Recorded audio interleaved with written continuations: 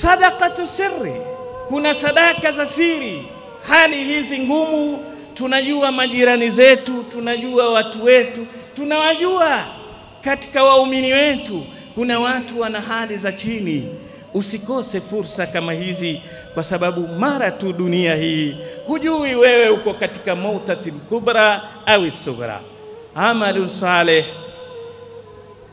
salatul layl, lakini pia tuliangalie sana jambo la husnul khuluq, tabia njema, kwa sababu tabia njema ndio fensi inaolinda amali zako.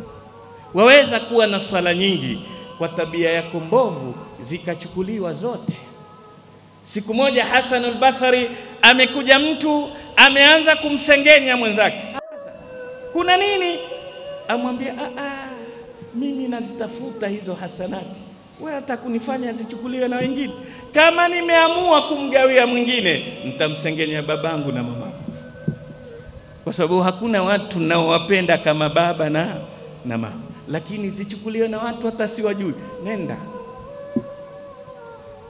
angalia, leo sisi maskani haifani bila kumtaja mtu, hainogi bila kuzungumzwa watu. Mtaje yule, mumtaje yule, mumzungumze mtu. Pengine dhambi kubwa, muhsanati, mutaje wanawake wa watu, binti za watu ambao hamuna ukweli mnayoyasema, umsingizie machafu na hali hana.